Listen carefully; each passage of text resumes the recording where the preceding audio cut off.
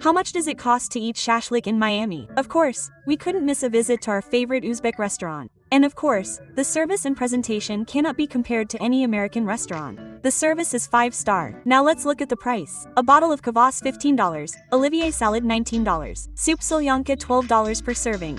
2 skewers of lamb ribs $23. Shashlik, beef 2 skewers $23. The restaurant is Uzbek, so the portions here are not American. Tessa ordered Monty. A serving of 4 pieces. One serving costs $20. After lunch, we were brought a bill for $160. In rubles. I wonder how much it costs to eat everything here.